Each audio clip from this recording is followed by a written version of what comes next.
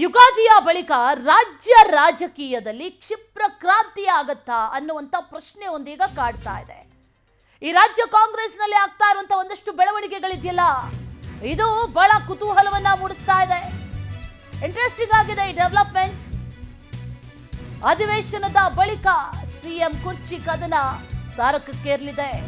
ಮತ್ತೆ ಶುರುವಾಗಲಿದೆ ಕಾಂಗ್ರೆಸ್ ನಾಯಕರ ದೆಹಲಿ ದಂಡಯಾತ್ರೆ. ದೆಹಲಿಗೆ ಹೊರಡೋದಕ್ಕೆ ಈಗ ಸಿಎಂ ಡಿಸಿಎಂ ಸಚಿವರು ಎಲ್ಲರೂ ಕೂಡ ರೆಡಿಯಾಗಿದ್ದಾರೆ. ಬಜೆಟ್ ಅಧಿವೇಶನದ ಬಳಿಕ ಹೈಕಮಾಂಡ್ ಭೇಟಿಗೆ ತೆರಳೋದಕ್ಕೆ ಸಿದ್ಧತೆ ನಡೆಸ್ತಾ ಇದ್ದಾರೆ. ಈ ಪವರ್ ಶೇರಿಂಗ್ ವಿಚಾರ, ಕೆಪಿಸಿಸಿ ಅಧ್ಯಕ್ಷರ ಬದಲಾವಣೆ ವಿಚಾರ ಜೊತೆಗೆ ಸಂಪುಟ ಪುನರ್ರಚನೆ ಚರ್ಚೆ ಹೊತ್ತಲ್ಲೇ ಈ ಬೆಳವಣಿಗೆ ನಡೀತಾ ಇರೋದಿದೆಯಲ್ಲ, ಇದು ತೀವ್ರ ಕುತೂಹಲವನ್ನ ಈಗ ಮೂಡಿಸ್ತಾ ಇರೋದು. ಒಂದು ಕಡೆ ಪವರ್ ಶೇರಿಂಗ್ ವಿಚಾರ ಈಗ ತಾರಕದಲ್ಲಿರುವಂಥದ್ದು, ಅದರ ಜೊತೆಯಲ್ಲಿ ಕೆಪಿಸಿಸಿ ಅಧ್ಯಕ್ಷರ ಬದಲಾವಣೆ ಆಗುತ್ತೆ ಅನ್ನುವಂಥ ಚರ್ಚೆ ಕೂಡ ಈಗಾಗಲೇ ಬಿಸಿ ಬಿಸಿಯಾಗಿದೆ. ಅದರ ಜೊತೆಯಲ್ಲೇ ಸಂಪುಟ ಪುನರ್ರಚನೆ ಕೂಡ ಆಗುತ್ತೆ ಬಜೆಟ್ ಅಧಿವೇಶನದ ನಂತರ ಅನ್ನುವಂಥ ನಿಟ್ಟಿನಲ್ಲೂ ಕೂಡ ಏನು ಕೇಳಿ ಬರ್ತಾ ಇದೆ. ಈ ಸಂದರ್ಭದಲ್ಲಿ ಎಲ್ಲರೂ ಹೋಗ್ತಾ ಇರೋದಿದೆಯಲ್ಲ, ಇದು ಬಹಳ ಕುತೂಹಲಕ್ಕೆ ಕಾರಣ ಆಗ್ತಾ ಇದೆ. ಈ ಹಿಂದೆಯೇ ದೆಹಲಿ ಯಾತ್ರೆಯನ್ನ ಸಿಎಂ ಡಿಸಿಎಂ ಸಚಿವರು ಮುಗಿಸಿದ್ರು. ಒಬ್ಬೊಬ್ಬರನ್ನೇ ಭೇಟಿಯಾಗಿ ಅಭಿಪ್ರಾಯವನ್ನ ಆಲಿಸಿದೆ ಹೈಕಮಾಂಡ್. ಸಿಎಂ ಪಟ್ಟಕ್ಕಾಗಿ ಕಸರತ್ತನ್ನ ನಡೆಸ್ತಾ ಇದ್ದಾರೆ ಡಿಸಿಎಂ ಡಿಕೆ ಶಿವಕುಮಾರ್ ಒಂದು ಕಡೆ, ಮತ್ತೊಂದು ಕಡೆಯಲ್ಲಿ ಹೈಕಮಾಂಡ್ ಮೂಲಕ ಸಿಎಂ ಸ್ಥಾನವನ್ನ ಪಡೆಯೋದಕ್ಕೆ ಭಾರಿ ಕಸರತ್ತನ್ನ ನಡೆಸ್ತಾ ಇದ್ದಾರೆ. ಇದರ ಮಧ್ಯೆ ಸಿದ್ದರಾಮಯ್ಯ ಅವರೇ ಸಿಎಂ ಆಗ್ಲಿ ಅಂತ ಅವರ ಆಪ್ತರು ಪಟ್ಟನ್ನ ಹಿಡಿದಿದ್ದಾರೆ. ಸ್ಟೇಟ್ಮೆಂಟ್ ಅನ್ನ ಕೊಡ್ತಾರೆ ಆವಾಗ.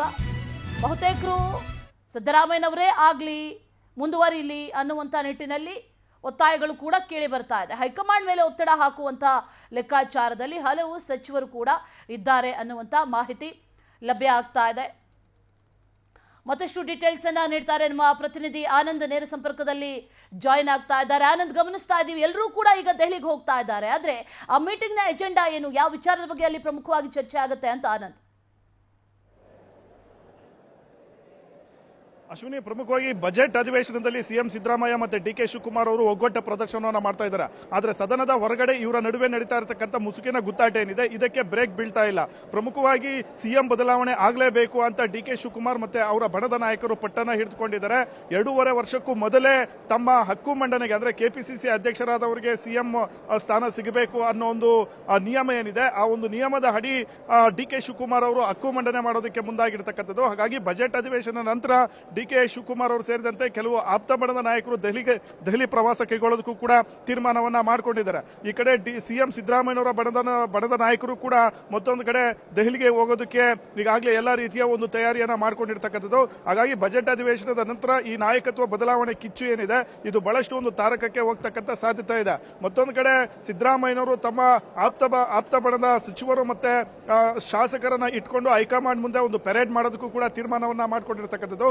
ಈ ಅವಧಿಗೆ ತಮ್ಮನ್ನೇ ಮುಂದುವರಿಸಬೇಕು, ಜೊತೆಗೆ ತಮ್ಮಲ್ಲಿ ಇರ್ತಕ್ಕಂಥ ಒಂದು ಆಪ್ತ ಸಚಿವರು ಏನಿದ್ದಾರೆ ಇವರನ್ನು ಕೂಡ ತಮ್ಮ ಸಂಪುಟದಲ್ಲಿ ಮುಂದುವರಿಸಬೇಕು ಅನ್ನೋ ಒಂದು ಡಿಮ್ಯಾಂಡ್ ಅನ್ನ ಇಡೋದಕ್ಕೆ ಮುಂದಾಗಿರ್ತಕ್ಕಂಥದ್ದು. 2028ಕ್ಕೆ ಬೇಕಾದ್ರೆ ಡಿಕೆ ಶಿವಕುಮಾರ್ ಅವರೇ ಸಿಎಂ ಆಗ್ಲಿ, ನಾನು ಕಣದಿಂದ ಹಿಂದೆ ಸರಿತೀನಿ ಅನ್ನೋ ಒಂದು ಮಾತನ್ನ ಈಗಾಗಲೇ ಹೈಕಮಾಂಡ್ಗೆ ಸ್ಪಷ್ಟಪಡಿಸೋದಕ್ಕೆ ಸಿದ್ದರಾಮಯ್ಯನವರು ಮುಂದಾಗಿರ್ತಕ್ಕಂಥದ್ದು. ಆದ್ರೆ ಮೊನ್ನೆ ಸದನದಲ್ಲಿ ಸಿದ್ದರಾಮಯ್ಯನವರು ಒಂದು ಮಾತನ್ನ ಹೇಳಿದ್ರು, ಮುಂದೆನೂ ಕೂಡ ನಾನೇ ಇರ್ತೀನಿ ಅನ್ನೋ ಮಾತನ್ನ ಹೇಳಿದ್ರು. ಈ ಮಾತಿನಿಂದ ಕಾಂಗ್ರೆಸ್ ವಲಯದಲ್ಲಿ ಬಹಳಷ್ಟು ಒಂದು ಸಂಚಲನದ ಬೆಳವಣಿಗೆಗಳು ನಡೀತಾ ಇದೆ. ಈ ಕಡೆ ಡಿಕೆ ಶಿವಕುಮಾರ್ ಅವರು ಕೂಡ ಅಲರ್ಟ್ ಆಗಿ ಹೈಕಮಾಂಡ್ ಮುಂದೆ ಹೋಗೋದಕ್ಕೂ ಕೂಡ ಈಗ ತೀರ್ಮಾನವನ್ನ ಮಾಡಿಕೊಂಡಿರ್ತಕ್ಕಂಥದ್ದು. ಹಾಗಾಗಿ ಬಜೆಟ್ ಅಧಿವೇಶನ ಆದ್ಮೇಲೆ ಈ ಎಲ್ಲಾ ಪ್ರಮುಖ ನಾಯಕರು ದೆಹಲಿಗೆ ಹೋಗಿ ಹೈಕಮಾಂಡ್ ಮುಂದೆ ತಮ್ಮ ಅಭಿಪ್ರಾಯಗಳನ್ನ ಮಂಡನೆ ಮಾಡೋದಕ್ಕೆ ತೀರ್ಮಾನವನ್ನ ಮಾಡಿಕೊಂಡಿದ್ದಾರೆ. ಈಗಾಗಲೇ ಕಳೆದ 2 ತಿಂಗಳಿಂದ ಒಬ್ಬೊಬ್ಬರೇ ಶಾಸಕರು ಸಚಿವರು ಹೋಗಿ ಹೈಕಮಾಂಡ್ ನಾಯಕರನ್ನ ಭೇಟಿ ಮಾಡಿದ್ರು, ಜೊತೆಗೆ ತಮ್ಮ ಅಭಿಪ್ರಾಯಗಳನ್ನ ತಿಳಿಸಿ ಬಂದಿದ್ರು.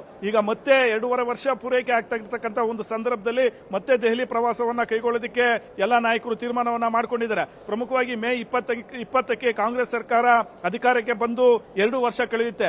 ಈ ಅವಧಿಯಲ್ಲೇ ಹೈಕಮಾಂಡ್ ಗಮನವನ್ನ ಸೆಳೆಯೋದಕ್ಕೆ ಡಿಕೆ ಶಿವಕುಮಾರ್ ಅವರು ಬಹಳಷ್ಟು ಒಂದು ರಣತಂತ್ರಗಳನ್ನ ಮಾಡ್ತಾ ಇರ್ತಕ್ಕಂಥದ್ದು. ತಮ್ಮ ಒಪ್ಪಂದದಂತೆ ಪವರ್ ಶೇರಿಂಗ್ ವಿಚಾರದಂತೆ ತಮಗೆ ಸೂಕ್ತವಾದಂತಹ ಒಂದು ಸಿಎಂ ಸ್ಥಾನವನ್ನ ಕೊಡಲೇಬೇಕು ಅನ್ನೋ ಒಂದು ಡಿಮ್ಯಾಂಡ್ ಅನ್ನ ಇಡ್ತಾ ಇರ್ತಕ್ಕಂಥದ್ದು. ಹಾಗಾಗಿ ಇವರ ಒಂದು ಬಣ ಬಡಿದಾಟ ಏನಿದೆ, ಈ ಬಡ ಬಡಿದಾಟಕ್ಕೆ ಬ್ರೇಕ್ ಆಗ್ತಕ್ಕಂಥ ಒಂದು ಕೆಲಸವನ್ನ ಈಗಾಗಲೇ ಹೈಕಮಾಂಡ್ ನಾಯಕರು ಮಾಡ್ತಾ ಇದ್ರು ಕೂಡ ಅದಕ್ಕೆ ಬ್ರೇಕ್ ಬಿದ್ದಿಲ್ಲ. ಮೊನ್ನೆ ಹುಬ್ಬಳ್ಳಿಯಲ್ಲೂ ಕೂಡ ಖರ್ಗೆ ಅವರು ಸ್ಪಷ್ಟವಾಗಿ ಒಂದು ಎಚ್ಚರಿಕೆಯನ್ನ ಕೊಟ್ಟಿದ್ರು, ಎಲ್ಲರೂ ಕೂಡ ಅಧಿಕಾರಕ್ಕೆ ಬಂದಿದ್ದೀವಿ ಇದ್ದೀವಿ. ಈಗ ಯಾರು ಕೂಡ ಜಾತಿ ವಿಚಾರದಲ್ಲಿ ಬೇರೆ ಬೇರೆ ವಿಚಾರದಲ್ಲಿ ಭಿನ್ನಾಭಿಪ್ರಾಯಗಳನ್ನ ಇಟ್ಕೋಬಾರ್ದು, ಎಲ್ಲರೂ ಕೂಡ ಒಗ್ಗಟ್ಟಾಗಿ ಹೋಗ್ಬೇಕು ಅನ್ನೋ ಒಂದು ಕಿವಿ ಮಾತನ್ನ ಪದೇ ಪದೇ ಹೇಳ್ತಾ ಇದ್ದಾರೆ. ಎಷ್ಟೇ ಕಿವಿ ಮಾತು ಹೇಳಿದ್ರು ಕೂಡ ಇವರ ನಡುವೆ ನಡೀತಾ ಇರತಕ್ಕಂಥ ಬಣ ಬಡಿದಾಟ, ಹಾಗೆ ಕೆಪಿಸಿಸಿ ಅಧ್ಯಕ್ಷ ಸ್ಥಾನದ ಬದಲಾವಣೆ ವಿಚಾರ, ಸಿಎಂ ಬದಲಾವಣೆ ವಿಚಾರ, ಸಂಪುಟ ಪುನರ್ರಚನೆ ವಿಚಾರ ಆಗಿರ್ಬೋದು, ಎಂಎಲ್ಸಿ ಎಲೆಕ್ಷನ್ ಬರ್ತಾ ಇದೆ, ಮತ್ತೆ ಜಿಲ್ಲಾಧ್ಯಕ್ಷರ ನೇಮಕ ಆಗಿರ್ಬೋದು, ನಿಗಮ ಮಂಡಳಿಯ ನೇಮಕ ಆಗಿರ್ಬೋದು, ಈ ಎಲ್ಲಾ ವಿಚಾರಗಳಲ್ಲೂ ಕೂಡ ಈ ಎರಡು ಬಣದ ನಾಯಕರ ನಡುವೆ ಬಹಳಷ್ಟು ಒಂದು ಜಟಾಪಟಿ ನಡೀತಾ ಇದೆ. ಇದರಿಂದ ಪಕ್ಷದಲ್ಲಿ ತೀವ್ರವಾದಂತ ಒಂದು ವಾತಾವರಣವೇ ಒಂದು ಹದಗೆಟ್ಟಿದೆ ಅಂತ ಹೇಳ್ಬೋದು. ಹೀಗಾಗಿ ಹೈಕಮಾಂಡ್ ಮುಂದೆ ತಮ್ಮ ಅಭಿಪ್ರಾಯಗಳನ್ನ ಮಂಡ್ಯ ಮಾಡೋದಕ್ಕೆ ಸಿಎಂ ಬದಲಾವಣೆ ಆಗಬೇಕೋ ಬೇಡವೋ, ಕೆಪಿಸಿಸಿ ಅಧ್ಯಕ್ಷರ ಬದಲಾವಣೆ ಆಗಬೇಕೋ ಬೇಡವೋ, ಸಂಪುಟ ಪುನರ್ರಚನೆ ಆದ್ರೆ ಏನೆಲ್ಲ ಒಂದು ಸಮಸ್ಯೆಗಳು ಎದುರಾಗುತ್ತೆ ಅನ್ನೋ ಒಂದು ಎಲ್ಲಾ ವಿಚಾರಗಳ ಬಗ್ಗೆ ಚರ್ಚೆ ಮಾಡೋದಕ್ಕೆ ಎಲ್ಲಾ ನಾಯಕರು ಈಗ ಅಧಿವೇಶನದ ಬಳಿಕ ದೆಹಲಿಗೆ ಹೋಗೋದಕ್ಕೆ ಪ್ಲಾನ್ ಮಾಡ್ಕೊಂಡಿದ್ದಾರೆ. Ashwini. Right Anand, thank you ಡೀಟೇಲ್ಸ್ಗೆ.